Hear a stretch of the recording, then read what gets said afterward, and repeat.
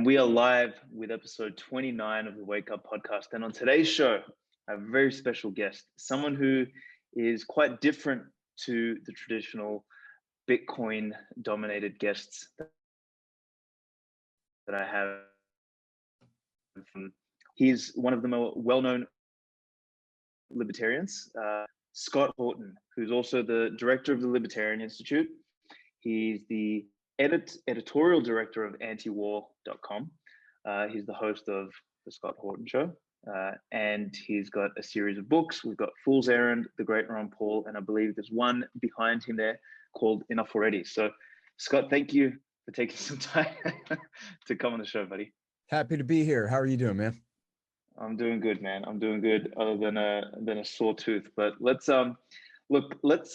get into this in the spirit of time, because I want to make the most of the 80-90 minutes that we've got. So I'm going to dive right in with one question, which is actually, before I do this, can you give me, other than this short little version, can you give me and the listeners, for those people who may not know you, sort of the 5-minute version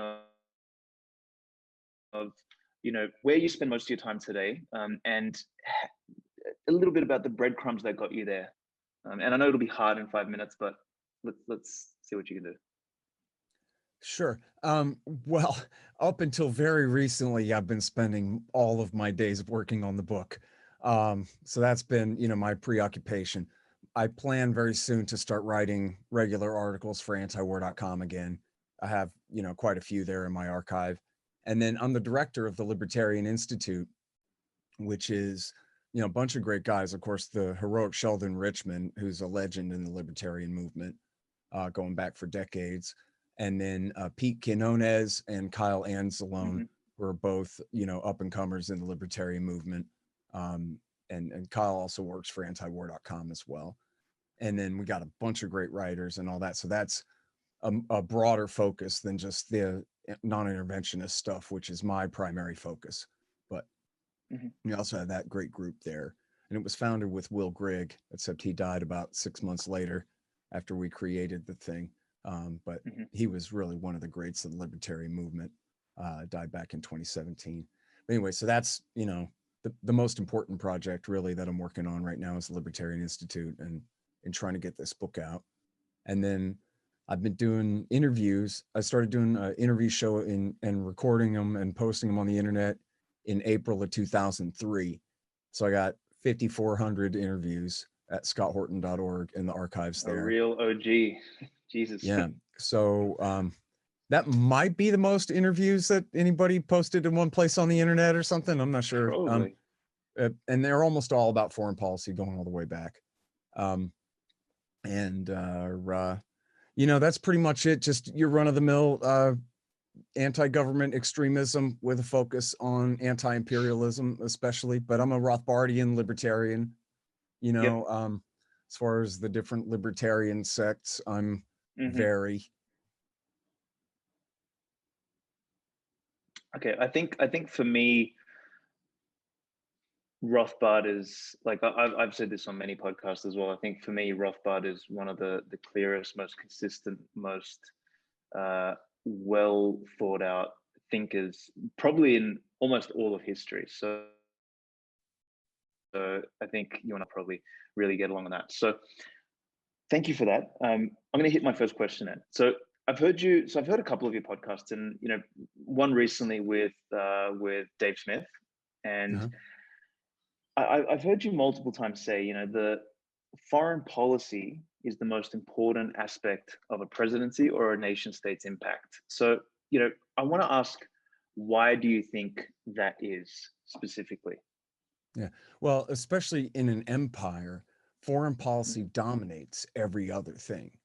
And so, especially if you think back to the Bush years, you heard this more often. Now it kind of just goes without saying, but X or Y priority has to wait, because don't you know there's a war on? Or even worse, this or that liberty must be eroded. Your privacy must be eroded. Your due process protections must be eroded, because don't you know there's a war on? Foreign danger.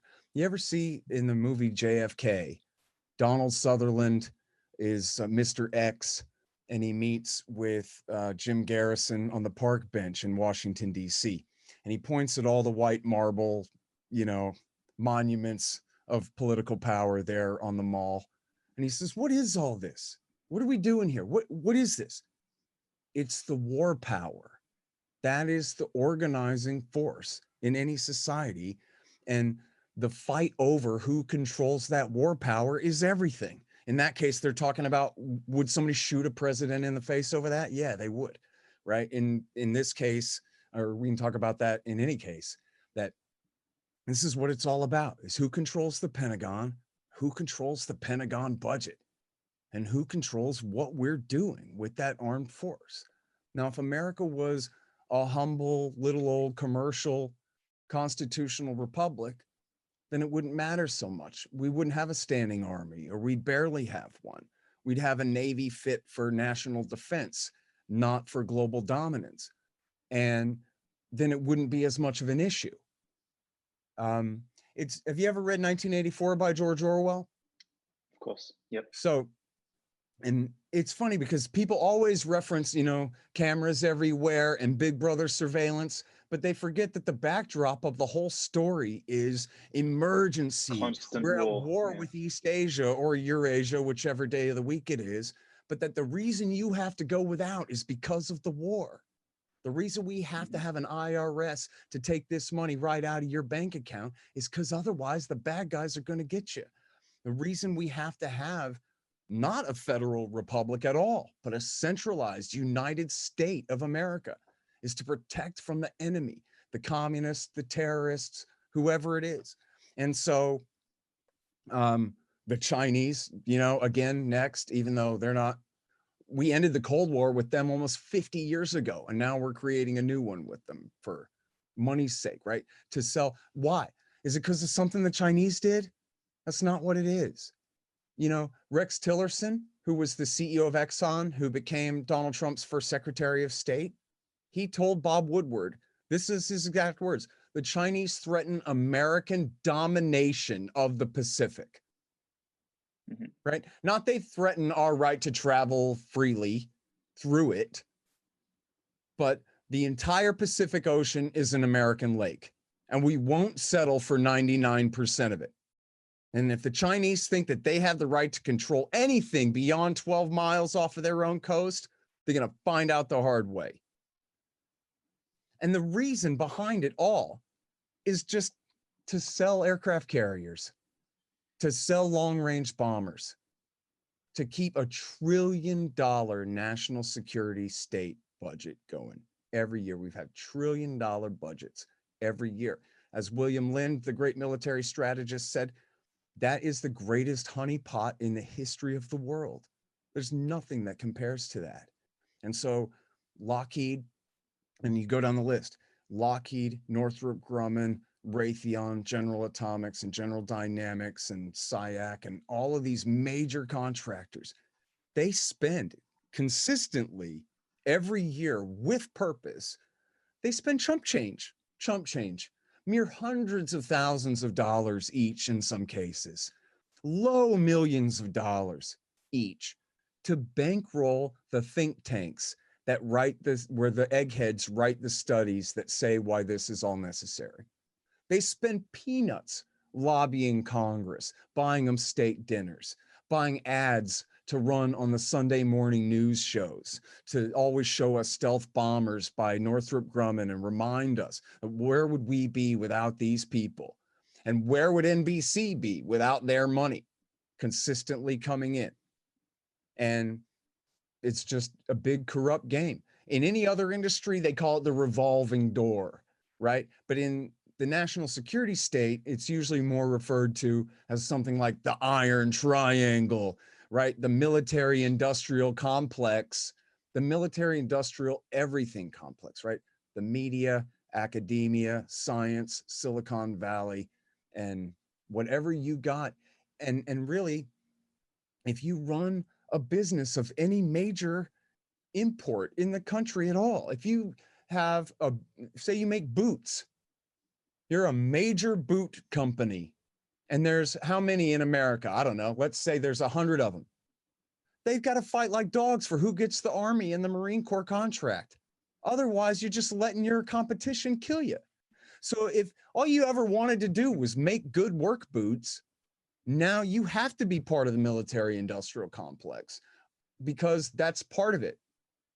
Even down to who gets the contract for the toothpaste and the boots. Never mind for the ammo, the missiles, the bombs, the planes, and all the equipment, all the batteries, and all the everything. It's remember that movie, The War Dogs, that came out? They start out, they said, war is an economy. That's the first line of the movie. War is an economy. And then they show like a price tag over the head of every little soldier running around Iraq. And how much it cost to have all the equipment on his back and the gun in his hand and the Apache helicopter flying overhead and all the rest. So, okay. So two things I want to ask. So one is, I mean, in the sense of how libertarians generally frame things is, and correct me if I'm wrong here, is what we're saying is a monopoly on the ability to enact violence is the root of all of this, right? Is because if I come and punch you in the face, you know, you can go and call somebody, and then they can use violence on me to, you know, and rightfully so in some sense. Like if I was to, you know, unprovoked just come and punch you, but if the state decides to just come and punch someone in the face or shoot them or kill them or bomb them, but then it's okay because of war or because of this boogeyman that is defense, right? So could we agree that the monopoly on violence is sort of the central issue, or do you think it's also just broader than just the monopoly on violence element? No, yeah, no, again, that's it. It's the fight over who has control over the war power, right? That monopoly that you're talking about. And that's all politics is. And really, you know, I used to be a lot, you know, kind of a conspiracy nut in the 1990s when I was a kid. And I remember a guy riding in my cab said to me, he goes, listen, all the stuff that you're saying is right, but it ain't conspiracy, man. It's just politics. Okay. That's what politics is. Politics is the game, the fight over who controls the power. And we're talking about lethal force. Absolutely. And look, they've killed millions of people. And again, they control trillions of dollars. And so the fight over that is, of course, then a blood sport, you know? So is that desire to own the monopoly on violence, would you say that's the end though, or is that more of a means to another end? Like what's your feedback there? Like, do you think that is what they want? Or yeah, I'll go back to Orwell. You know, they, and I say they. Yeah, I go back to Orwell. I mean, that's the line in 1984 when O'Brien is torturing Winston. Power is not a means, it is an end. Power is the ability to control other men, and especially to tear their minds apart and put them back together again in new shapes of your own choosing. 2 + 2 = what, Winston? That's the end. Well, That's the end is power.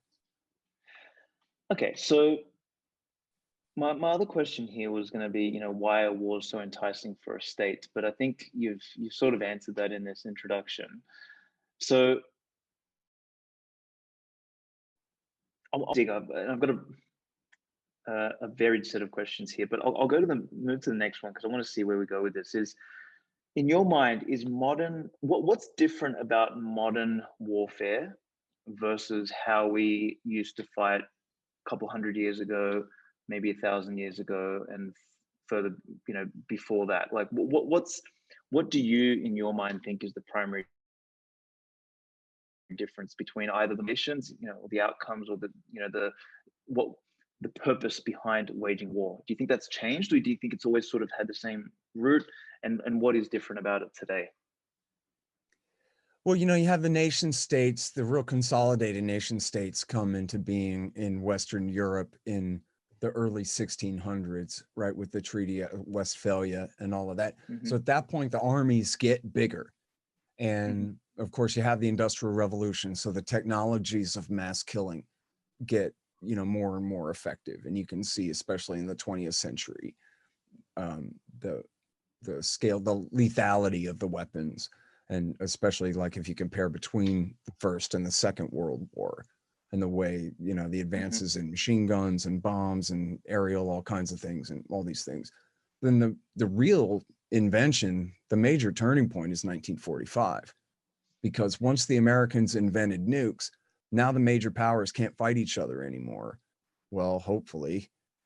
I mean, they act like it's a Mexican standoff where everybody's pointing a gun at each other and then nobody's ever going to fire. But if you ever seen Reservoir Dogs, sometimes they all fire. You know, Mexican standoff is not necessarily the best way to keep the peace on a permanent basis, but that's how it's been. Of course, this is a blink of an eye, right? 1945 to 2020 is no time at all. So you can say, well, mutually assured destruction has worked really well to keep the peace between the major powers. Yeah, up until the moment it doesn't. And then we all die on one afternoon. Our whole civilization is destroyed in one afternoon. And maybe all of northern human civilization is destroyed.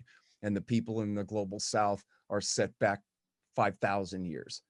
I mean, or worse, you know, absolutely billions nuked and starved to death in the event of a real war between, say, America and Russia, or even America and China. China only has like 300 nukes.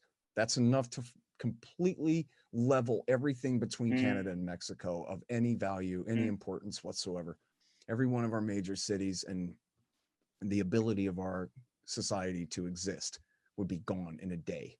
So, luckily, that hasn't been the case. And so, in fact, if you go from World War II to Korea to, well, in Vietnam was an escalation from Korea. You went from about 2 million killed to about 3 million killed there.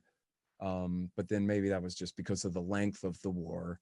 But then since then, you actually have wars getting less lethal, which is not to play them down. I mean, I just wrote a book about how I'm against every war since 1979, my whole life long here. So I'm not saying that. But if you look at Iraq War II, they did not carpet bomb Baghdad the way that Nixon, you know, LBJ and Nixon carpet bombed North Vietnam. I mean, carpet, I mean, for people who are not familiar with that, carpet means cover the entire area with explosions from this grid marker to that grid marker so that no living thing could possibly survive. Cover it like carpet with explosions. Well, they didn't do that to Iraq. I mean, man, did they destroy the hell out of Iraq. They ruined it. And you know what? Hell, they might as well have dropped an atom bomb on Baghdad, as bad as they destroyed that country. But they didn't do that. They didn't do that. And about 1 million died out of a population of about 25 million. It could have been a lot worse, and as bad as it was. And so, you know, it seems like possibly there's a trend down in deaths, even if you look at the war in Libya and in Syria. The war in, I mean, see, I don't know, man. It depends on how you measure it, right? If we're individualists here, then, you know, all of this is, even the slightest bit is a tragedy. But Yeah, in I the guess. scale of things, there are some that are worse than others. And I should mention Somalia and Yemen are as bad as Iraq War II or Syria, where you do have hundreds of thousands of people killed. And in Yemen, officially so far, it's 100 and something thousand. But I guarantee you, when they calculate It's the higher, excess death yeah. rate, it's going to be better than 500,000 killed there. And Somalia is the same way. USA has been beaten up on Somalia since 2001. People don't know that. Liberals go, oh, you think freedom works, Mr. Libertarian? Why don't you move to Somalia? Go to Somalia, yeah. But that's not freedom. Freedom was working in Somalia from 1998 through 2001 when George W. Bush, the leader of the greatest power in the history of all of mankind, sent his Joint Special Operations Command and CIA to start butchering them, and has never stopped since. And it goes to show what a liberal knows about all of this stuff when they're supposed to be anti-war. And they're going to bring up an American war zone as an example of freedom failing because they don't know the first thing about who's killing who in Somalia, even though it's their own government that's responsible for every bit of it this whole time and not stopped through Bush, Obama, and Trump. And now Biden, I don't know if you saw the headline yesterday, Biden escalating in Somalia, bombing the crap out of them. Starving Here them we to go death again. by the hundreds of Jesus Christ. thousands.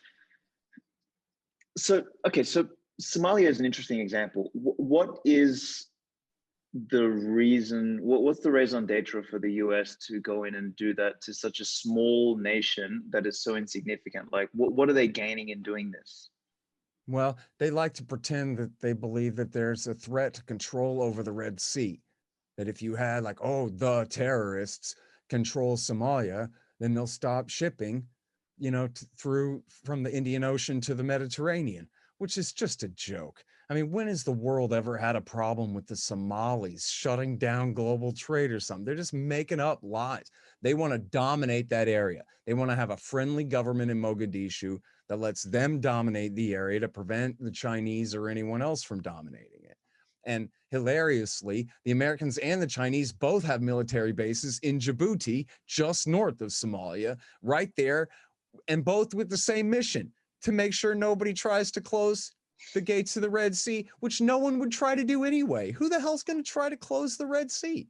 Is there a lost continent of Atlantis that's at war with the Western powers right now that I didn't know about? Some invisible, continent in the sky at war with us that goes unnamed? There's no threat. It's all pretend. And yet, if you want to know what their excuse was, in 2001, their excuse was, well, we heard there are some Islamists. And so what happened was, and I'll do this as fast as I can, the CIA went in there, and Joint Special Operations Command, top tier special operations forces went into. And the first thing that they did was start bribing the warlords who were the bad guys from last time. During Black Hawk Down in 1993, when Adid, the warlord, and his men with bin Laden's men's help brought down American helicopters and killed Rangers and Delta operators there. Well, it was Adid's son and his friends were the ones who got all the money from the CIA in 2001. And what was their job? Hunt down and kill Islamists. But they're warlords. So what do? They lord war over the people of Somalia. You're going to do what we say or we'll kill you. And then the more the people of Somalia resist, the more they come crying back to the CIA. We need more money and more guns because look at all the resistance. It's Islamist terrorists, bin Ladenite terrorists are resisting us. Give us more, more, more. And the more the CIA gives them, the more they oppress the people, the more the people fight back. By 2000, end of 2004, beginning of 2005, this, what had been a prosperous state of essentially de facto anarcho-capitalism since the fall of their communist dictator and the exhaustion of the various warlords before America intervened, that relative Somali paradise was finally state of statelessness finally became the Islamic Courts Union, a government. 13 groups joined together to form a new government, the Islamic Courts, with one job: fighting the CIA-backed warlord, war criminals. And they did, and they beat them. They drove them across the border into Ethiopia at the end of 2005. And then through 2006, I forget exactly how the CIA was intervening in trying to make up for this, but by Christmas 2006, Bush had the dictator of Ethiopia invade.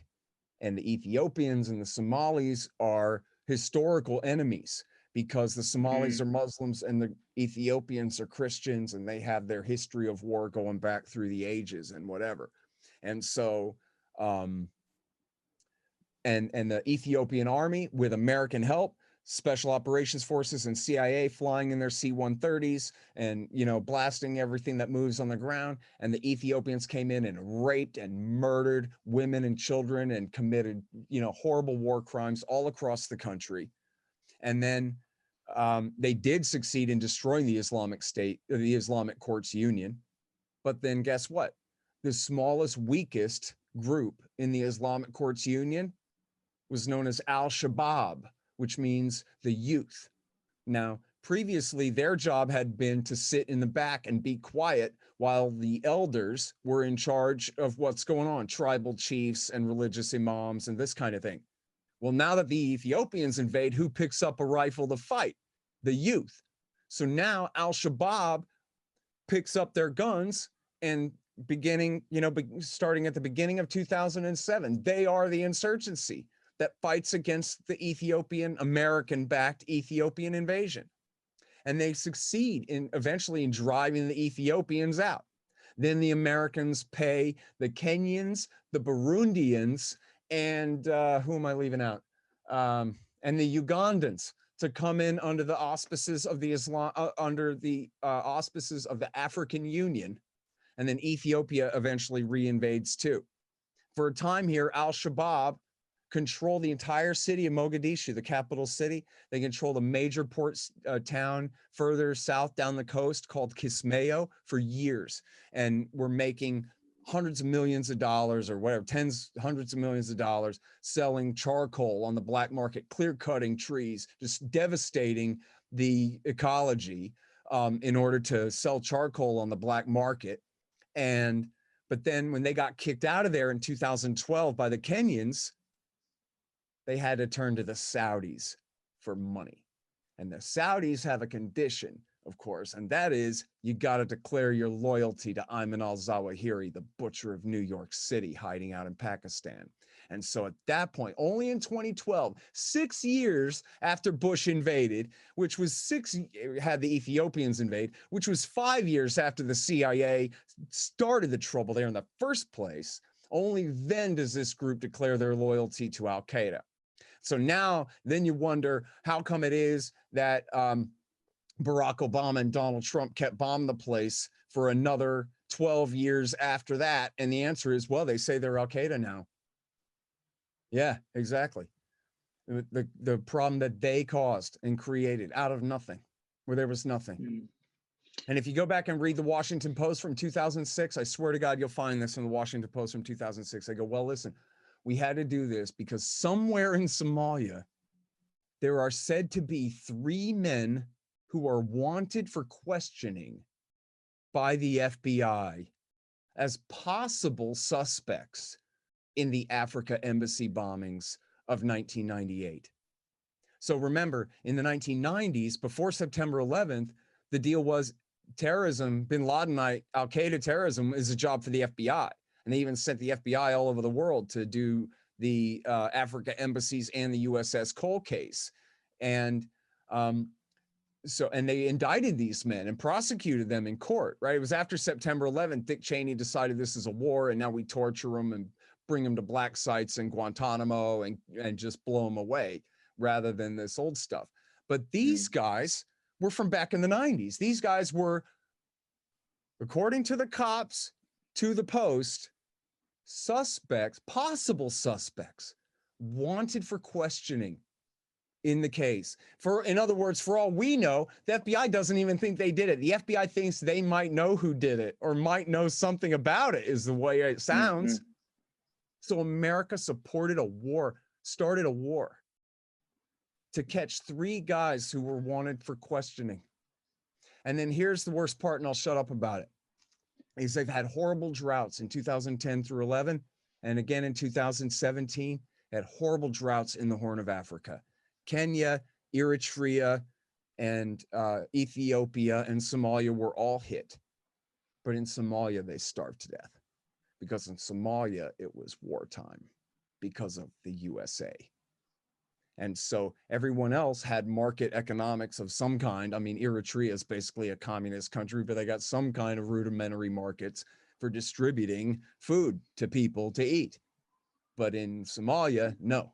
In Somalia, the farmers couldn't plant their crops. They couldn't sow them. There was no market. There was no customers. There was no transport or distribution. The entire system of distribution of food to the civilian population was decimated. And so what happened was, as of 2013, 250,000 Somalis had laid down and died. 250,000, more than half of them, of course, children under 5 years old, had starved to death. And that doesn't count the more recent famine that took place in 2017, again, which hit them harder than hell because of America's war there. And any food aid that the international organizations or the UN or anybody try to bring doesn't get to anyone except the warlords steal it and use it for power. And so you're talking about the most powerful, organized monopoly on violence in the history of the world, picking on the poorest, weakest, most defenseless people who never did anything to us, who never so much as threatened us in any way. And now for going on 20 years, 20 years. It baffles the mind. So I guess before, when I asked like what's the difference between I guess ancient warfare and modern warfare. So, you know, modern warfare seems to become almost this I don't know, the monopolistic nature of it seems to be greater. So you know, it's far more centralized today because you have, you know, this effective empire that is America. Whereas, you know, maybe in the ancient times, you know, warfare was a little bit different because it was a little bit more decentralized. There wasn't, you know, these, I mean, maybe other than the Romans, there wasn't a real monopoly on warfare. You also didn't have the capacity to print money to, you know, to fund warfare in the same way as we did back then, although they did clip coins and things like that. So, you know, and they sort of sent themselves bankrupt. And I guess it's a different scale, but, you know, could we say that the raison d'etre, like the reason for war has always been the same, but maybe the scale has changed? Or do you think that modern warfare by the nation state is actually, you know, more of an aberration than what it was in the past, even though, you know, what's, like you said, what's been a little bit more modern has been more surgical in that sense. Like we haven't, you know, just carpet bombed everyone, but the reasoning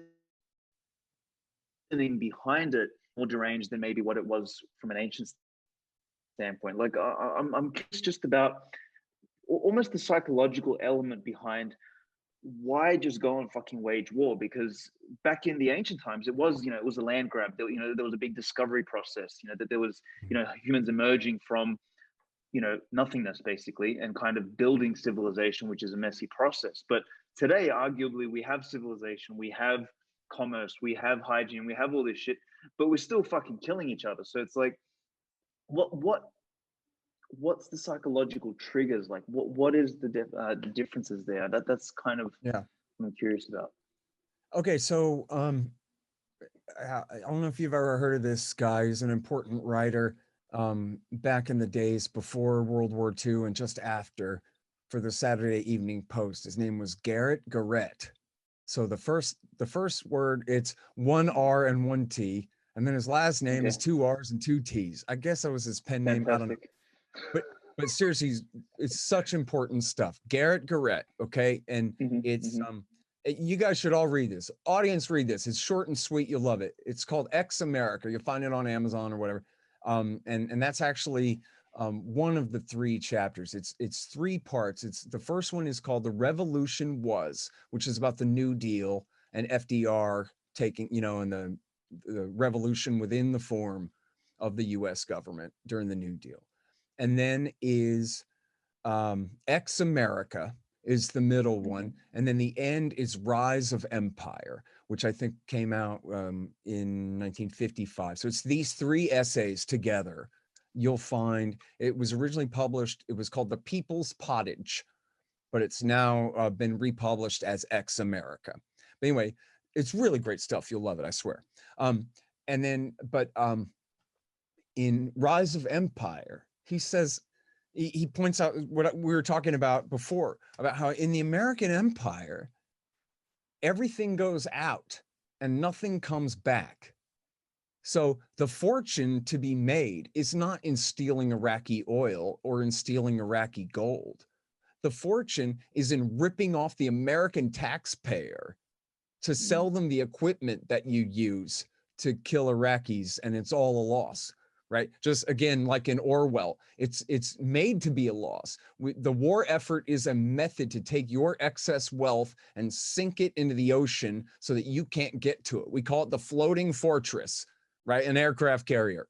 It's our floating fortress. Its real purpose is to take money from you so that you can't have it to improve your life. And the same thing with our rocket ships, you know, and all of our planes. All of that is to take your wealth from you and blast it off into space where you can't reach it, you know, and, you know, for them to live on their plush estates in the meantime. And that's the whole thing. I mean, this is the problem. This is the conundrum. This is why so many libertarians become anarcho-capitalists, right? Because we recognize you got to have capitalism. You have to have property rights. You have to have trade. But we also recognize that men are damn devils. And if they have political power, you could buy a congressman for a dime a dozen. And that congressman will rig the game for the rich, for the people who have already made it at the expense of everybody else. I mean, look at what's happened in the last few days. Some nobodies in the world figured out a way to stick it to the hedge funds in New York, in the marketplace, the same hedge funds that bet against companies and help to destroy them, even when they might have survived otherwise. And chalk it up to, hey, that's laissez-faire free market capitalism, right? And then the moment the little guy hits back, they shut down the markets. They banned all the apps where people can buy stock retail. You can't even buy Nokia or GameStop or anything else. They shut it all down. They intervened. They shut down the Discord channel. They called it white supremacy. It's white supremacy when you buy stock in order to screw a hedge fund that bet against it. Got that? They'll do anything. They'll do anything to rig the market. So that's why we become anarchists, because we say, listen, as long as there's a Washington, D.C., as long as there is such a thing as that power to abuse, corrupt capitalists will buy and use it. But so what are you going to get rid of? The capitalism or the state? You can't get rid of the capitalism. That ain't going to work. Well, we've seen how that goes with the mass starvation and, pretended controls, even assuming people mean well. You have the socialist calculation problem and the central planning problems where they just can't know which resources should go where. It takes prices to determine which resources should go where. It's just as simple as that. But any leftist, any socialist or any progressive or any communist who tells you that you got a problem as a capitalist, the fact that it is because men are corrupt, capitalism is corrupt. But remember, the ism at the end of that means the system of state power, right? Markets and property is one thing. Market economics is one thing. Capitalism means a system where capital controls the state, right? That's something else. And of course, it's, one of the worst things that libertarians have going for us, of course, is that leftists think that we're always trying to defend the status quo. When in fact, if you, as you said, you read your Rothbard, then the greatest enemy, at least in our conception anyway, maybe we're fools, but in our conception, and I'm pretty certain we're right, the greatest enemy of these concentrated forms of corrupt capital is the free marketplace, just like what Reddit proved yesterday, which is a proof again that in order for things to be the way they are, these monopolies need government to protect them. It's not capitalism that creates monopolies, it's government, because it's the first monopoly. And the only way to have a real cartel that survives is 100%. I actually conspiracy with your congressman. I was having this conversation with someone today, and I gave a talk actually back in Vienna at this conference where they brought Bitcoiners together and central bankers, and my actual talk was entitled "How Austrian Economics and Libertarianism is Impossible Without Bitcoin," because as soon as there's a monopoly on the creation and the printing or the production of money, you start to actually have all the other monopolies coalesce around it. So right. Natural economics, free markets, it's impossible to create a monopoly in a free market because the larger something gets, the more fragile it becomes. And because life and nature is, you get things that grow and then crumble because the new competitor comes in and eats away at it. Whereas in a system where the original monopoly exists, i.e. the state, you can then create a beachhead basically of how close can I get to the monetary spigot? How close can I get to the institute that has the monopoly on violence, ethics, and morality? And let me cover myself with that. So instead of the free market protecting me, which is exactly what you're talking about now with this GME thing, with the Reddit stuff, is instead of the free market, doing its thing and, washing out the shit hedge funds, they go and run to daddy and say, oh, these bad white supremacists over here broke our hedge fund. Fuck you. So apologies for the swearing, but it's like, it drives me absolutely mental how fundamentally rigged the game is in that sense. It really pisses me off. But yep, and that's the core of the warfare state too. That's what it's all about, man. It's the corruption of the American Republic. You can either have a constitutional republic or you can have a world empire. And in fact, maybe you just can't have a constitutional republic. This is the story of Star Wars. This is probably why I'm like this. The story of Star Wars is you had this old republic where people were free. And so they became wealthy. And then they became corrupt. They used their wealth to build giant armies and kill each other. And they ended up turning their republic into an empire. And even though it was the evil Sith conspiracy to do it, Palpatine needed a corrupt Senate to bribe, and he had one. He needed a corrupt culture to bribe, and there was one. And in fact, if you read the novel of Star Wars, like original one from 1977, there's a prologue at the beginning where they say that with great liberty comes great prosperity, and then with great prosperity comes great greed to match. And so it was that the old republic rotted like a mighty oak tree from within. And this is the story of us. George Lucas was writing about the United States of America. We are the republic that gave its democracy away to become a corrupt, evil empire soaked in the blood of innocents. Their Star Destroyers are just American aircraft carriers. That's all it is. The Ewoks are the Vietnamese. Okay? That's what that story's about. It reminds me of the metaphor, which you've probably heard, the hop cycle, which is, hard times create strong men create good times, good Right. times bring about weak men bring about hard times, and the cycle repeats itself, and that sort of seasonality in some ways I believe is hard to, like, me and Giacomo Zucco. I don't know if you're familiar with him, but he's brilliant. He's on Twitter. He's a Bitcoiner. He's a physicist, the libertarian. He was in the Libertarian Party in Italy. The guy's brilliant, and we sort of had this discussion a couple of weeks ago about, if the inevitability of these cycles, exists, like what is there anything we can do as individuals to maybe diminish the bad times, or lower the amplitude, or decrease the frequency of some parts. But anyway, that's a much broader question. I want to ask one here, which is, kind of related to what we just discussed, in this sort of inevitability of the cycles. When is war necessary? Well, for the United States of America, never. I mean, we could talk about philosophical stuff. I'm not really that smart, man. I'm more of a names and dates and stuff like that kind of a guy. As far as like all the conceptual philosophical stuff, I have a few comments, but the main point is that this is the era of phony wars. I mean, look at a map.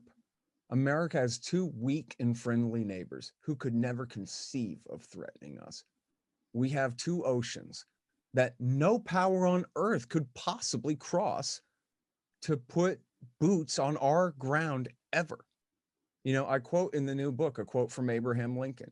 This is all the armies of Europe combined could not take a drink from the Ohio or make a track on the Blue Ridge in a trial of 1,000 years. If our society dies, it'll be by suicide. If we lose our freedom, it'll be by suicide. No one could invade this land ever, ever. And in fact, imagine it. Let's pretend, okay? Britain and France and Germany decide to build up a giant fleet of troop ships and send their men to our East Coast. How far inland do you think their Marines get before Americans slaughter them all to death? Like a tenth of a mile? I mean, past the sand? I mean, maybe if it was a sneak attack in the middle of the night, they could get past the beach somewhere. But could they take a single town and hold it for a night? No, no. Okay? If the Chinese sent their entire male population to build a bridge across the Bering Strait and invade down into North America, could they get from Alaska into BC before we stopped them? No. Right? So no one threatens us. The only way anyone could threaten this country is with nukes. And the only reason, 95% chance, the only reason anybody would ever shoot a nuke at this country is because we started it. The problem here, my friend, is that America is the world empire, and it's not supposed to be. Nobody's supposed to be. But at the end of World War II, we inherited the empires of all of Western Europe and Japan. The Reds got the Soviet Union and China, and we got the rest. And it's not outright colonialism, right? We didn't replicate Italy's adventures in Africa and this kind of thing. It's more like coup d'etats and briefcases and CIA most of the time, and war also some of the time. Call it a neo-colonialism, where sign here or we'll kill you, and then we'll extract some of your wealth, and you promise to buy our debt, and this kind of a deal. And then, but again, just look at the map. This is the middle part of North America. And our task is to be the dominant military and political force over the rest of the old world, over not just Latin America and our hemisphere like some Monroe Doctrine thing, but we're to be the dominant force in all of Europe forever, all the way to Russia's border, and then some maybe someday. America and our military alliance are dominant. We are to be the dominant force in all of Africa, the dominant force in Central Asia, in East Asia, forever. And for what? For what? Just because some egghead said so, who got paid a few $100,000 from Lockheed to pretend to believe it. That's it, man. That's it, for no good reason at all. So this is why we had a border dispute with Russia in Georgia. And I don't mean the one between Florida and South Carolina. We had a border dispute with Russia in what we call former Soviet Georgia. Between, and Americans have no idea. If I ask an American, show me, even guess. Between the Black Sea and the Caspian Sea in the southern Caucasus Mountains. We had that problem not because Russia is an empire, but because America is an empire. That is way, way, way, say 9,000 miles east of its proper jurisdiction. So what do you say? So what do you say to somebody who would turn around and say, okay, well, if we're not doing this, the Americans, what's to stop someone like Russia or China doing it to us or doing it to everyone else? What's to stop, game theoretically speaking, the reverse happening? So, someone might say attack is the best defense. And as a result, if we keep them unstable, we can make sure that someone doesn't do it to us. And maybe the intent is not even, to maintain peace, but the intent is to just say, look, self-preservation, self-defense, the best defense is attack. So let's just keep them unstable. What do you say to that? Yeah. Well, I mean, that's a big part of the doctrine. In fact, I wish I could rattle off the exact quote from Zbigniew Brzezinski, where he talks about keeping the allies in check, the enemies in fear, and the barbarians down, and something, I forgot the exact quote. There's something along those lines. But I'll go back to the map, go back to the globe and spin it. And the fact of the matter is, every power on earth is a friend of ours. right? Despite all the hype about Russia and China, they're not our enemies. China's our second biggest trading partner behind Canada, and we've been friends with them. We ended the Cold War with China in 1974, 2 years before I was born. Nixon and Kissinger went over there and shook hands with Mao Zedong, history's single greatest monster, and said, instead of being enemies, let's split you off from the Russians and you'll be friends with us instead. Okay, that is how unnecessary it is for us to have a Cold War with China. We've been friends with them for 50 years. All right. The other power that you mentioned, Russia, is no power at all. Russia has the gross domestic product of Italy. That giant space on the map, first of all, if you're looking at a flat map, Russia's not that big. It's just north. And that's your Mercator map is a little bit twisted. Look at the globe. There's an accurate representation of the size of Russia. And my friend, it's all tundra, right? Moscow is all the way there in the far west of the country, and all the major cities are. And then you got to go thousands of miles to get to Vladivostok and whatever on the East Coast. It's almost all Siberia. It's like, I don't know what the percentage of Russia is Siberia, but it's a huge percentage.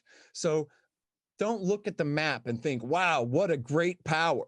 They're not a great power. What makes them a great power is that they have 7,000 H-bombs. That's great power. But you know what? They have one aircraft carrier, one, and it runs on diesel, and it's broken down. Okay? They brought it to Syria to launch their airstrikes. They had to tow the damn thing home.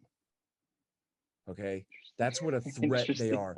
USA is the world empire. USA dominates. We have 11 active carrier battle groups dominating every ocean and sea on the planet at all times, with no exceptions ever. No other country in the world has a pretension to that power at all. Before us, it was the British. But the idea that India or China or Brazil or, I don't know, I'm trying to make up, again, there's no lost continent of Atlantis here. There's so few powers to choose from to even talk about. What, Japan is going to rise again and become militarist again and try to close all the sea lanes? Why would they do that? It doesn't make any sense. And if you're a Communist Party official in Beijing right now, you're looking at the United States of America and saying, we can't wait till these guys have spent themselves all the way into the grave so that we can take their place and replicate their exact same idiotic suicidal behavior. Well, this is a nation with 3, 4, 5,000 years of history where they've been consolidated since the Qin dynasty, and they've been a world empire? Never. Okay? If you're Tibetan, then they're a world empire. Okay? If you're anyone else in the world, they're not. They never have been. And they would be absolutely as stupid as a Bush or a Clinton to try it. And why would they try it? They've spent the last 20 years. Well, I mean, I wouldn't. Go on. Okay, so we spent the last 20 years spending $7 trillion, just wasting $7 trillion, killing people, and not truly expanding our dominance and influence in any way other than in counterproductive fashions. And the whole time, China has spent pennies on those dollars, expanding their influence throughout the Middle East and Central Asia and Africa by sending little guys with briefcases full of money to make deals. Not even CIA style, where you do this or we'll kill you, but just, hey, you want a briefcase full of money? Let's do business. They're the communists with a big red flag. And we're the ones, and literally, not just invading countries, but our guys even talk about their domino theory. Once we invade Iraq, it'll knock over all the other dominoes in the region. Well, who's the evil empire now? You know, the whole thing is crazy. And if you're the British or the French or the Germans or the Italians, you can't afford to take over the world at these prices. Right? If America got out of Europe All of these countries have every reason in the world to stay as integrated as possible with each other's economies, with each other's cultures and relationships, and nothing to fight about. They'd be crazy to fight. There's nothing, and they have everything in the world back to modern technology, even short of nukes. France and Germany and Britain and I don't know about the Italians, but anyway, the three major powers of Europe have the ability to completely destroy each other, right? To just wreak absolute havoc on each other's populations and to lose everything over what, over what imagined slight are Britain and Germany going to go to war again in the next 100 years when all they have to do is get along. And meanwhile, I think probably anyone, looking at it objectively would agree, right? That the two worst things that ever happened, ever, was when Russia fought Germany twice in the 20th century. Nothing else that ever happened any other place was worse than that. Okay? And especially in World War II. And now, right now... Explain why. Well, because, 60 million people were killed. Okay? It was Holocaust upon Holocaust upon Holocaust upon Holocaust in the war between Germany and Russia. And in fact, the official story is that 27 million Soviets were killed in that war. But I was told by someone who I think probably knows better that the real number was 40 million were killed. And just Stalin wanted to play it down because he didn't want to admit how weak they were at the end of the war and how devastating their losses had been. And the Americans wanted to also play it down because they wanted to pretend that the Soviet Union was a big bad empire that we need to arm ourselves against. And so everyone just kind of agreed to pretend that they only lost 27 million people instead of the real number that was about 13 million more than that. So this is absolutely the worst thing that ever happened. And if anybody has just like a kind of a detached, objective idea of what is good for humanity in general, it's a solid, sturdy, productive economic and political and familial relationship between Russia and Germany.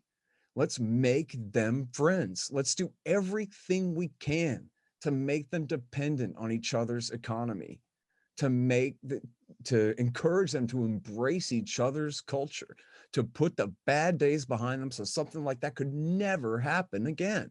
And these are two would-be major powers on one little continent here, okay? So they have a project right now to build a giant gas pipeline from Russia to Germany so that the Germans can buy Russian natural gas. And yet the American empire, and I'd like to just say, oh, that was just Donald Trump, but Trump's going along with this. This wasn't his policy. The American empire's policy is to sanction our allies, the Germans, and do everything we can to prevent them from building a gas pipeline to import Russian gas. Why? So that some Texan gas companies can make a little bit of money? Or so that we can lord it over the Germans that, ooh, if it wasn't for us, who would protect you from the Russians? When the Germans might even find their sense of humor in that one if they were buying $1 bazillion worth of natural gas from Russia every year.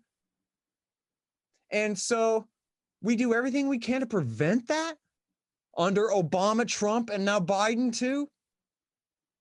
America is the evil empire. America is the disruptive force here, and they're threatening the existence of humanity, okay? They're threatening to cause a war in a completely unnecessary way. It's like picking a fight with Iraq, as unnecessary as that was. But imagine picking a fight with Iraq when they're armed to the teeth with nukes. And they do have a 1 million-man army that could actually, for example, invade Eastern Europe. Like right now, the Russians have no intention of invading the Baltic states or Ukraine, but I bet Joe Biden could provoke them into invading Ukraine if he tries to bring them into NATO. And then he'll say, what? This is Russian aggression? Or this is American aggression? Let me ask you this. If the Russians try to bring Canada into the Warsaw Pact, but they elected a pro-American leader, and then the Russians hired a bunch of Nazis to do a coup d'etat in Ottawa and install Nazi-backed pro-Russian junta, and then that government wanted to join Russia's Warsaw Pact against America. You think America would consider that no big deal? Or they would consider that aggression against the United States? And the answer is, of course, America would nuke Moscow before they let that happen. They would start the nuclear war before they let the Russians overthrow the government in Canada. They just absolutely would. And yet we expect that the Russians are supposed to just sit there and take it. As not only do we bring all of the former Warsaw Pact states into NATO, but we overthrow their governments in bloody Nazi-backed coup d'etats if they refuse. And I'll tell you a story. One more thing on this. You'll like it. Our new head of the CIA is a guy named William Burns. And things could be worse. He actually knows a thing or two about Russia, and in a productive way, maybe. But I'll tell you this. This is in the WikiLeaks. You can find it. Thank goodness for Bradley Manning, Chelsea Manning, and Julian Assange, the American heroes, both, even though Assange is Australian. Because of these heroes, we have this document. The title is Niet Means Niet. And what it is it's William Burns met with Sergei Lavrov, the Russian foreign minister. And Sergei Lavrov told him, listen to me, Burns, Niet means Niet. If you bring Ukraine into NATO, I want to remind you, we could be in Kiev in 2 weeks. You understand? In other words, the line is drawn. If you try it, we will invade and crush Ukraine. You will not bring Ukraine into NATO. He might have said, any more than you would allow us to bring Canada into the Warsaw Pact, you dumb son of a bitch. Okay? And then William Burns took that message back to Obama. Niet means niet. They put their foot down. Well, listen, America would be absolutely insane. Well, first of all, they have no right or good reason in the world to want Ukraine into NATO. And it would be insane, and it would absolutely be an act of aggression for them to attempt to bring Ukraine into our military alliance, when the Russians have already said we will consider this an ultimate attack on our sovereignty that we will not stand for. And is that the kind of thing that crazy old senile old Joe Biden might do? Yeah. You know how I know that? He's the one who overthrew the government in 2014. And I know that that's a fact because we have Robert Kagan's wife, Victoria Nuland, who Biden is sending back to Europe right now. She's going to be the ambassador to the EU right now. And or Assistant Secretary of State for European Affairs or whatever it was. It's Robert Kagan's wife, one of the worst neoconservatives of all, Victoria Nuland. And she got caught on the phone. The Russians leaked an intercepted phone call of her on the phone with a guy named Gregory Pyatt plotting the coup in Ukraine. You might remember the headline was that she said, fuck the EU. And everybody went, oh, boo-hoo, an American diplomat using the F word about our friends, the European Union. When? And they pretended like that was the scandal. Well, go and listen to it. Type in that was fuck a scandal, the real story. And go listen to the phone call on YouTube where, thank goodness, the Russians intercepted it and posted it. We had the right to know. By the way, Russia, if you're listening, there's still 30,000 missing Hillary Clinton emails we'd like to read. But anyway, if you go and you can listen to the phone call, and it's Victoria Nuland and Jeffrey Pyatt plotting a coup d'etat. But then look at the date. The date is 2 weeks before the coup d'etat. I mean, not just the date it was recorded, the date it was leaked and posted on YouTube. The Russians intercepted the conspiracy, posted it in public, and then they went through with it anyway 2 weeks later.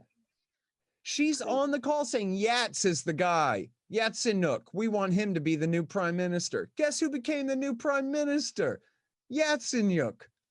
Yeah, and we don't want Klitschko, the boxer. He's too inexperienced. We want to keep him on the outside rallying the public. So tell him I said no to the parliamentary position for him. On to the next guy. On down the list. She says, we're going to get the vice president, Biden, to help glue this together. So this leads me nicely into my next question. So in the last 12 months in particular, we've seen, the whole of America kind of become deranged. Now, I don't know if a large part of that is because of, the excessive censorship, the excessive hysteria in the media, and then also, this just crazy censorship and everything. But from what it looks like, at least externally, is, America's in a shambles. You've got, a complete split down the middle, supposedly, because Biden supposedly got 70 million votes, which I still find extremely, extremely, extremely hard to believe. But, you've got all this mess, right? So, I call it the rise of the new Leviathan in the form of the technocratic elites, who've managed to amass so much wealth thanks to their proximity to the state, the monopoly that is the state. So, almost the state has unleashed its own fucking Leviathan that is now lording over it in a sense. So it's like you've got this state, you've got this military industrial complex, you've got this fucking corrupt media, you've got now this technocratic elite that's risen up, you've got Wall Street suppressing anyone who makes money other than them. So you've got this whole thing that seems to be breaking up. Do you think actually we should also add this sort of push toward the globalist agenda, right? The whole World Economic Forum and bullshit that's going on, like, this great reset idea. Do you think this is in some way poetic justice or some sort of retribution for all the meddling that America's done in everyone else's fucking business? Like, what's your thoughts on that as an idea?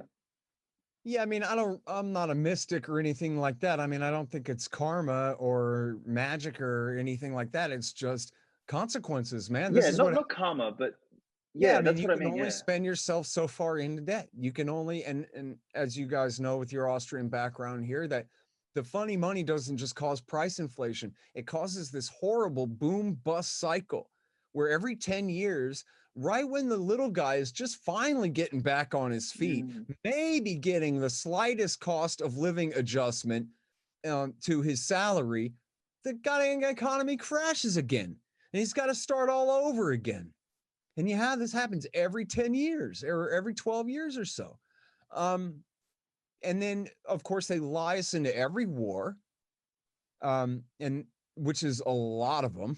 I mean, and so people are just, nobody believes anything anymore. They falsely accuse the FBI and the CIA, falsely accused the president of high treason with the Kremlin for 3 years, and then just dropped it. Oh, yeah, that was bullshit. Never mind. Huh? And so there's a huge crisis of legitimacy, which there should be. I mean, the real worry here for me is that people, I'm for people getting, for power, getting more populist, right? I mean, I'm not an elitist in any sense, but I'm a libertarian, which is in a sense a centrist position. It's just I'm against everything instead of for everything, like the horrible so-called moderates are when they're the real extremists, not me. But anyway, the real worry, right, is that liberals are becoming more and more socialist because liberalism has let them down, right? Liberalism is the center left, right? Liberalism is you move any more to the right, you're a Republican, right? That's who the liberals are, the Democrats. The Senate Democrats, right? John Kerry or whatever. This kind of politics has let people down. So instead of moving to liberty, though, they move further to the left, further toward Bernie Sanders. And then on the right, they've been failed by conservatism, which is, personified by the Bush family, for example, in their entire post-Cold War reign in the Republican Party. And it's so corrupt and it's so dishonest and it's completely discredited. And then, so what have they got though, right? Without the country club Republicans, then you've got just the populist right, the more radical right, or nationalist right. And they're not necessarily better on things. And they're better people because they haven't been the ones with the power this whole time. You can give them that. Mm, But if the mm, populist right really had the power, I mean, if Donald Trump was who he was pretending to be for them, would we be better off? Or, yeah, maybe in some ways, but we'd be way worse off in a hell of a lot of ways too. And the same thing with the more socialist left. Look at the socialist left is all rallying around what's happening at GameStop. They love seeing these bets hurting these hedge funds and this kind of mm. thing. Their heart's in the right place on a lot of things. But man, can you imagine what would happen if they got control of our agriculture policy? I Jesus mean, right Christ, now yeah. it's run by corrupt, fascist, evil big businessmen at Monsanto and Archer Daniels Midland. But at least their middle management knows how to sow a crop, right? I mean, you turn this whole project over to the government, we starve. Yep. So, I mean, not that we're at real threat of going full communist here or anything like that, but just left-wing radicalism is, to be charitable, they're really bad on stuff about 2/3 of the time. They're really good on stuff about 1/3 of the time, and could be really destructive. So what we need is, instead of people moving further to the left and further to the right, as they abandon this centrist neoliberalism and conservatism that they've been stuck with, they need liberty. And they need to Mm, understand that what's the real problem. Well, first of all, the real American way is freedom. That's our Declaration of Independence. That's what it's all about. The whole first premise of our thing is individuals are born free. We allow our government to exist at our pleasure in order to secure our rights, period. They work for us. That's supposedly the whole game. And if that was our highest political principle, then we wouldn't have to fight over all this other stuff. The reason we fight over everything else is because essentially the entire American public are left-wing and right-wing deviationists from true liberty. And so what yeah. we need is, we need them back. We need them to figure out that the best part of conservatism is where you guys believe in freedom.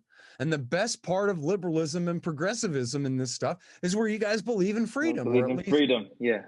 yeah, Yeah. believe Yeah. in It's a that's rejection where of the overlap domination by is. people who don't have the right anyway, however you want to phrase it for them. And this is where we ought to be able to come together. This is where we can have moderate consensus, instead of Hillary Clinton and John McCain consensus about every horrible, evil thing in the world. We'll have consensus against all those horrible, evil things. And we'll come together. We'll be together. We'll oppose the wars. Together, we'll oppose all bank bailouts and corporate welfare and all this Wall Street corruption. Together, we'll oppose the war on drugs and the militarization of our police. Together, we'll support the decentralization of power from DC out to the states. And we'll embrace libertarianism. And the libertarians will lead the left and the right to better versions of themselves, in order so that we don't have to have this fight. The government has too much power. And that's why everybody is so afraid of the other side getting a hold of it. But if we just Hmm. devolve the power, Hmm. we could all be friends again. I think you touched on a really important point then, because that's kind of where I want to get to now. Is my question is, if we're more localized, would these kind of wars or conflicts be as much of a reality? But before I hit that, I just wanted to make a comment about the whole Trump thing. So during the whole fiasco, I me being a libertarian, you know, I I abhor any version of the state. But the one thing I did like about Trump's motive, or at least the direction Trump was moving in, was, and I said this in an actual article I wrote. It was called uh what was it, Rest in Peace America, the death of the American dream or whatever. And I kind of traced it back to starting with Lincoln, removing the ability for the state to secede, and forcing them to become some united state. And then, the rise of the Federal Reserve, the income tax, blah, blah, blah, blah, blah, blah, blah. And sort of, how the American dream died thanks to the institution that became America. Um, but what I liked about Trump, one thing that, you know, A, he didn't start any wars, which was fantastic. But B, he was actually, I think, a force for fragmentation, a force back towards more decentralization and less globalization. Because I feel like the biggest danger we've got with idiots like Biden, etc., is that we start to move, back on the train towards, this ridiculous utopian, which in reality is dystopian, notion that we can somehow control everything and everybody from one place, by one set of bureaucrats. And if only the bureaucrats had all the power to make all the decisions, everything would be okay. And that kind of abhorrent disregard for how natural law functions and how individuals function is the part that drives me, the most crazy. And I feel like Trump was, at least in his call it, bravado, call it whatever we want to call it, like he was actually a force to fragment that kind of broader imperialistic grip for power. Would you agree at least with that sort of directionality with Trump? Yeah, sort of, kind of. I mean, the problem is that it all ended up becoming very counterproductive in a way, right? Because so here's what was supposed to have happened, right? Was Ron Paul was supposed to get elected in 2008 and take an office in 2009.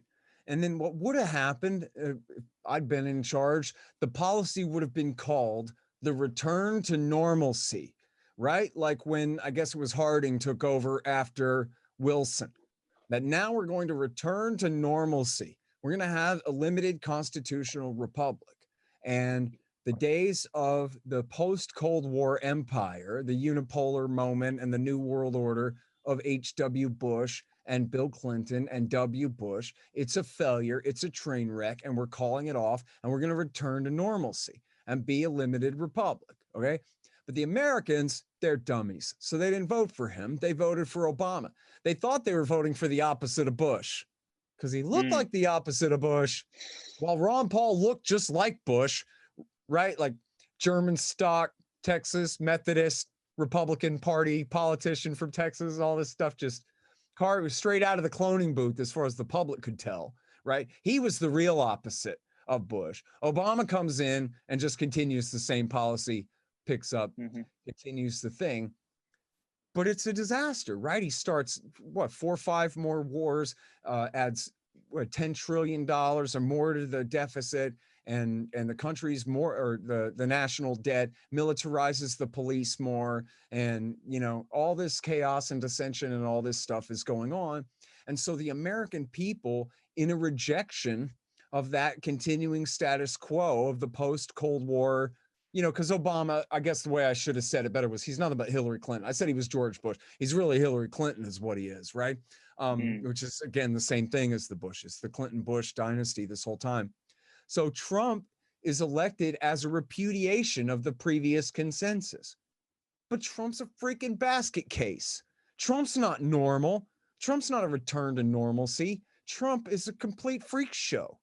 And so even though you're right that he says, and this is what they hated about him, and this is why they framed him for treason with Russia, was because he said, not that he was doing anything about it, not that he had a plan to do anything about it, but he would just say things that essentially amounted to, I don't believe in America's divine mystical mission to lead the world forever. Sounds like a big stupid waste of money to me, right? And that's what they hated. And if you listen to Biden, he says over and over, he says in his Foreign Affairs article a year ago, and he said it 2 days ago, our commitment to NATO is sacred, right? This is our mystical destiny to be the leaders of the world. And Donald Trump doesn't believe in anything, much less mystical destinies, right? And so somebody tells him a mystical destiny to lead the world, and he goes, I don't even know what that means. I don't even know what you really mean by that. Does that mean we spend a lot of money and get nothing for it? That's what it sounds like to me. And that's what it sounds like to him. Everything goes out, nothing comes back. But not only is this guy not Ron Paul, he ain't even Rand Paul. He ain't even Rand Paul's, pinky toe. He doesn't know anything. He has no principles, no doctrine. He's not even really a white right-wing populist, just a pretend one, right? He's a billionaire from New York, a former Democrat who supported the Clintons his whole life, their whole political lives. And so, but he's such a narcissist and he's such a clown show. Look at the way he fought the Russiagate allegations. Okay, you have a guy who's the best reporter on Russiagate in America. It's a liberal, a progressive. He would hate me for calling him a liberal. A progressive named Aaron Mate from The Nation magazine, the most powerful and most prominent liberal magazine in America, going back 100 years, 200 years or something. The Nation. And Aaron Mate destroyed Russiagate. Mercilessly. Did Trump have the 2 or 3 brain cells it would have required for him to actually read those articles and sum up the information in them in some tweets? No. Instead, he spent 3 years crying like a baby. Witch hunt. Unfair. Not fair. Not true. Exclamation point. How about this for a tweet? Listen, everybody, even the liberal Nation magazine has proven that this is a hoax, a COINTELPRO op. I've been set up by the FBI and the CIA. And here's the proof. Carter Page was a patriot and a loyal CIA asset, not a pro-Russian traitor. They lied when they pretended he was a pro-Russian traitor. He worked for the CIA, see? And he could have gone down the list. He could have gone down the list and explained how every little factoid that Russiagate was built out of was a damn lie. All of it. An edifice of nothing but vapor. But he couldn't do that. All he could tweet was, "Wah, you're being mean to me. I'm going to be mean to you back," because he's a stupid little kid. And so now what? I'm sorry, I got distracted. Here's the real point. Now, Joe Biden, AKA Hillary Clinton, George W. Bush, now he's in there, and now this is the return to normalcy. We don't get a return to a limited constitutional republic under Ron Paul. We get a return to that evil world empire that you were just announcing. The globalist project of American domination. That is what happens when the adults take control of the policy back from the crying tiny idiot, baby who made an abandonment of their insanity look unstable and crazy, and made a return to the world empire that is destroying this country look like the calm and reasonable and rational thing to do. And he 100% personally deserves the blame for that. Yeah, I think I get the viewpoint. I think he, through a lack of finesse, probably fumbled what could have really good opportunity to drive America consciously away from this. To his defense, I think the media and the social media companies, the Clintons, the Bushes, like everyone against him, they probably made it a lot harder than it could have been, because it's sort of like, but when you're getting jabbed. He had a good agenda. He didn't have a good agenda. Look, he ran on 3 pillars. His 3 pillars were anti-immigration, anti-trade with China, and anti-war, right? Well, his anti-immigration policy is a disaster. All he did was confiscate a bunch of land from a bunch of private citizens and build walls way out in the middle of a desert where nobody's crossing anyway, and just waste a bunch of money. And he did not decrease illegal immigration at all. It was all for nothing, nothing. And his trade war with China, you're an Austrian economist. I don't have to tell you that is absolutely 100% counterproductive in every sense whatsoever. And anti-war, let me tell you, he didn't end any wars at all. When people say he didn't start any new wars, hey, guess what? Congratulate me, because I didn't burn my next door neighbor's house down for no reason. But Actually, the guy who lived here before me, who set all the other houses in the neighborhood on fire, I've continued to pour gasoline on all of those. But I'm a hero for not burning down the house next door, huh? He murdered probably 100,000 Afghans with airstrikes, drone strikes, and other airstrikes. Tens and tens and tens of thousands of innocent people, all of them. They have no intelligence about who they're bombing over there. They have no idea who they're bombing over there. Innocent people. Okay? He escalated in Somalia. He escalated in Iraq. He escalated in Syria. He escalated in Libya. And not only did he escalate in Yemen, he vetoed the Congress's attempt where they passed the War Powers resolution to force him to stop, and he vetoed it and refused to stop. A war that probably on his watch killed something like 500,000 people. A war that he inherited from Obama and Biden. Obama and Biden started it really in 2009, but the worst part of it in 2015. And Trump kept it going for 4 years straight. He probably killed hundreds of thousands of people. And there's, again, just like Somalia across the way there, a country that never attacked us, never threatened us. You could say, yeah, but Al-Qaeda in the Arabian Peninsula bombed the coal and tried to bomb a plane over Detroit. And I'd say, yeah, that was the war from 2009 through 2014.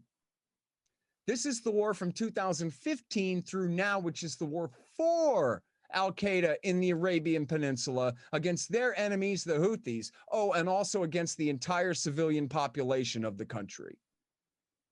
Yeah, we have the worst cholera outbreaks in generations. Donald Trump is a war criminal. He is guilty of crimes against humanity, no less worse than George W. Bush or Barack Obama or Bill Clinton. They ought to all be locked in one little supermax cell together for the rest of their shitty lives. Donald Trump's a goddamn devil. There's nothing defensible about what he's done here. In fact, you know, Obama, being the pansy little bureaucrat that he was, he made the military come up with a bunch of checklists and a bunch of boxes you have to check before you kill somebody. And he tried to change the rules where you got to be a lieutenant colonel or something to call in a strike. Trump came in and said, forget all that. I want every bit of new rules that constrain your ability to strike, all of them canceled. And I want battlefield authority to call in strikes devolved all the way down the chain of command to the very lowest place, where any old sergeant can call in any strike on anything he wants. Within the law, I want you to loosen every single rule of engagement we have, James Mattis. That's your anti-war, anti-globalist Donald Trump. The butcher of Afghanistan, Somalia, Yemen, Iraq, Syria, and Libya, oh, and Chad and Nigeria and Niger and Cameroon and Sierra Leone. Okay, point taken. I think we need to do a round two because I know you're short on time. I want to talk about, so do you think we've got another 5-10 minutes, or how's your schedule? Yeah, let's do 5. Okay, cool. So I want to talk about, you know, if we were to, so solution-oriented sort of discussion here is, you know, talking about this stuff and uncovering it is one thing, you know, so we can point to this is fuck, this is fuck, this is fuck, this is fuck. You know, what do we do, or what exists to be able to drive this toward some sort of recalibration towards normalcy? You know, and you know, I subscribe very much, you know, aside from sort of the ANCAP libertarian, but fundamentally sort of to localism is, you know, the idea that you know, I would much prefer, for example, the disunited states of America, you know, 50 states. Let's give me 1,000 cities. Let's cut the fucking crap with nation states, because you can't rule over large swathes of people if, you know, we accept the reality that we're all subjective, different individuals. You know, you Agreed. can't just say, all right, blanket, we're going to treat you all the fucking same because you're all sheep and fuck you, you don't get an opinion, you know, depending on which one. So what's your thoughts on, and I have an answer to this question, but how do we get back towards a path toward localism and decentralization? Do you have any ideas on that? Yeah. Well, for me, the answer one is anti-imperialism, right? You cannot have a republic and an empire. That's it. It's one or the other. And so that's always why step one has to be foreign policy dominates domestic policy. So we have to abolish our foreign policy. We have got to turn the Pentagon into a library like they promised it would be during World War II. And we need to sink all of our Navy, except just a few ships off our coast to protect us from a threat that's not coming. And then begin to be a constitutional republic. And, you know, our Constitution actually describes a federal republic, right? It describes United States of America. And so, you know, reinstating the Constitution, in other words, would be a huge step towards going back to the Articles of Confederation, or even, as you're saying, just to city states and county seats and devolving the power as much as possible. But the first thing, the highest order of business has to be anti-imperialism, which, you know, if it, I guess, based on the understanding that that's why the power is also centralized in DC. We stop the wars, then we can get to work on the rest of this stuff. And then, so my first strategy for stopping the wars is to attack the right from the right. Now, I'm a libertarian, which makes me more left than the left on some things, but that also makes me a hell of a lot more right-wing than the right on some things. Like, for example, I hate, I mean, like a bitter child, I hate the IRS more and better than any right-winger. I hate paper money. I hate it.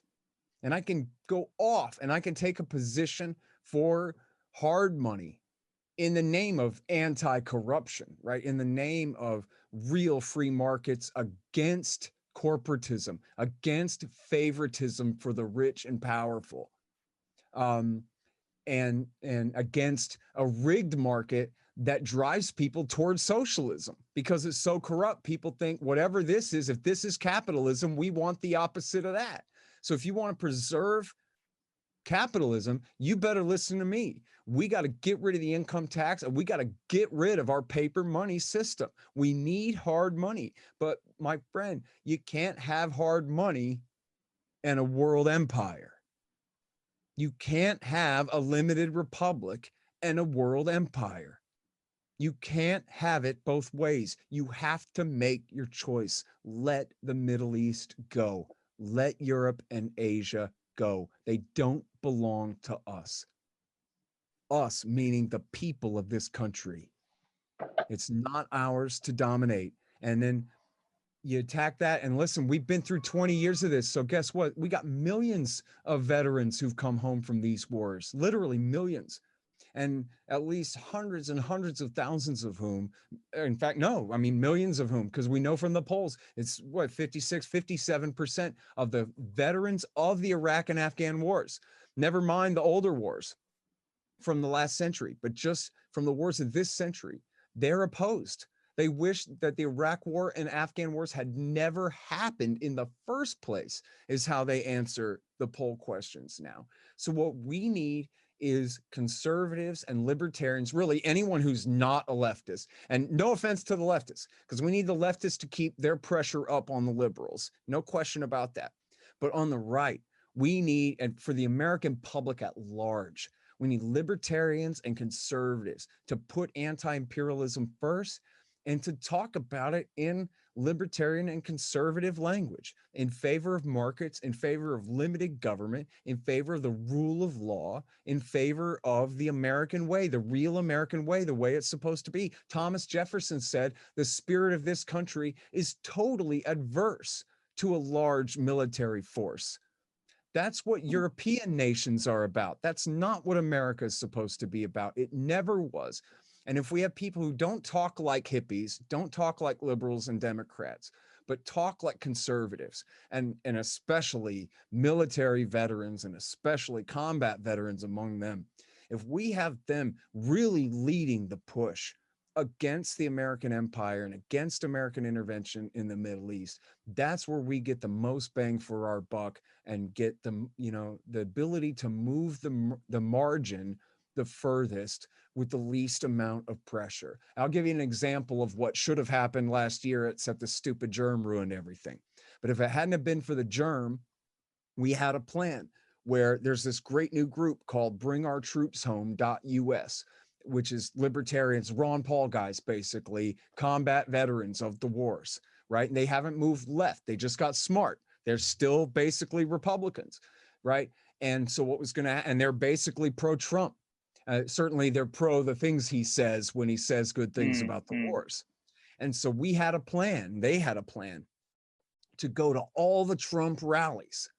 And then whenever he said anything non-interventionist at all, they were going to, in their uniforms, start breaking in to bring them home, bring them home.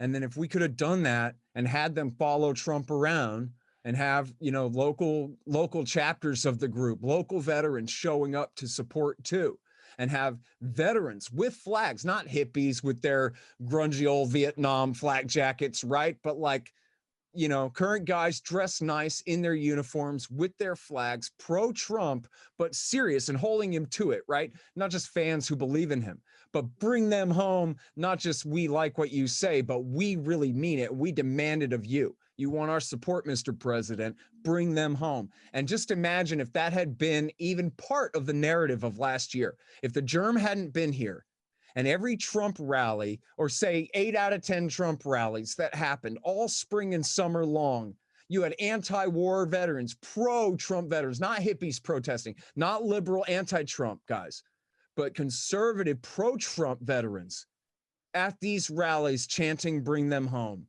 That would have been so powerful, almost as powerful as Trump himself denouncing the wars. And think how powerful that was when he ran in 2015 and 16 and told the American right, we don't believe in George Bush's wars anymore, do we, everybody? And they all answered, hell no. Not if you say we don't, Donald Trump. And he led, that's the best thing that ever happened to the American right in terms of foreign policy ever, was Donald Trump. That's what I'll give him the best credit for of his whole presidency, is when he said anti-war stuff, he got right-wingers to like that stuff and repeat it. And it's right. It ain't like he was wrong and he fooled them. They had been fooled. He was setting them straight. We never should have been over there. It's obvious. The whole thing's crazy. Everybody knows that now. We never should have done it. Anybody would agree with what the anti-war movement said in the first place at this point. And so there's a huge potential there, a huge potential to attack the right from the right, to have conservatives and libertarians, and especially veterans, attack American foreign policy in a way that undermines the last public support for intervention. And, our government can do whatever the hell they want. It doesn't matter what the people think on 99% of every issue. However, I don't think that they can have wars without any public support. If the American right wing, the Republican Party voters of America, by and large, do not support a war, you just can't have it. In fact, look at when Obama wanted to bomb Syria in 2013. The entire American right said no, and we don't give a damn if there's a gas attack or not, which there wasn't. It was all fake anyway. Well, there was a gas attack, but it was false flag done by Turkey and Al Qaeda. But anyway, the American right wing said no, and they didn't do it. They didn't do it. Obama punted to Congress because he knew Congress would kill it. In fact, he called Nancy Pelosi and Chuck Schumer, and he said, tell your people, vote your conscience. In other words, do not whip them. Do not make them vote for this. Tell them explicitly they don't have to. And that was because there's just no public support for the war. Interesting. I agree with you. I think there's a stronger strategy, but I would love to continue this because there's a couple of things I want to dig into, which is decentralization. I want to dig into the separation of money and state as as a place to really almost drive a stake through the heart of, So I you know, agree with the all state that as an stuff. institution. I agree with all that stuff. I'd belong to the cult of Bitcoin if I ever had any money to play around with it or anything like that, which I don't. But I'm all for it. It's just not my expertise. But anything that Hmm. people can do to make the state obsolete, and especially in terms of taking on the monetary system as you're talking about, has my full support, of course. As other than the Congress itself, the Federal Reserve is the problem. You know, you start with the Pentagon, but where's the Pentagon get their money? You couldn't have this empire without the Fed, and then you couldn't have the Fed without the Congress. So they're ultimately, they got to go. But the Fed is the creature from Jekyll Island, as Ed Griffin called it back when. And that's basically the deal, you know? I think that for me, like out of everything, is the most powerful form of protest, because if we break the monopoly on money, you know, the state bankrupts itself a lot faster. I think, you know, one of the things I really learned from Hopper, when he, if you've read Democracy, the God That Failed, but he, you know, he discusses in there how the, even though monarchies were bad and, you know, they're not the greatest form of organization, at least they were still bounded by how much tax they could extract from their people. They didn't have the ability to print unlimited amounts of money and therefore fund all the ridiculous types of wars that we sort of see today. So for me, I feel like that's one of the things. But I'd love to discuss that a little bit further, because I also want to talk about how warfare has potentially changed in 2020, particularly with stupidity like mask mandates and, you know, enforced lockdowns, and just the crazy hysteria that we've seen over, like you said, a fucking germ, which if, I would argue that none of us would have even known there was a virus going around had we just continued living normally as normal human beings. But I think there's a series of topics there I'd like to dig on, but I know you're short on time. So would you be willing to do a second episode with me, maybe over the Sure. next week or two? Yeah, happy to do it.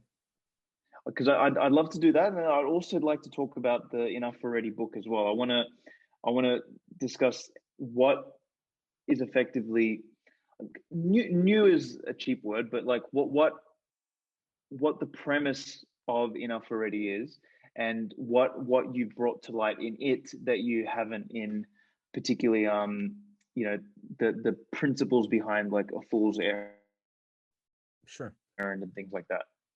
Okay. Well, yeah, I mean, I guess get it read and then contact Ed after that and we'll talk about it. I will, for sure. So Scott, thank you. I wish we had more time, but thank you for taking the time to come on for this, man. I really, really appreciate it. It means a lot. I think, you know, people in the libertarian space, like, it's crazy. You know, we've thought about things so much more than everyone, but we always get positioned as the supposed radicals or the psychopaths or the extremists, you know, when we're the ones trying to take the least extreme position. You know, we're like saying here, Right. hey, a war is bad. And they're like, no, you're an extremist. Like, wait a minute.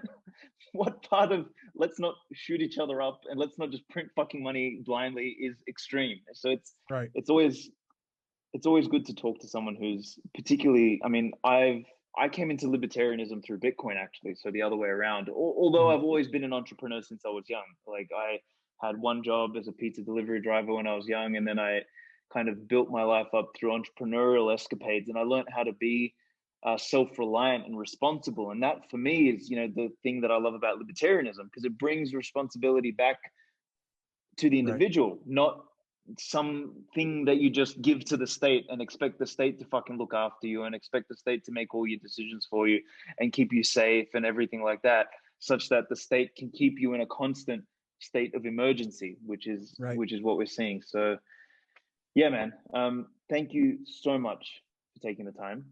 You're very welcome. Thank you for having me. I really appreciate it a lot.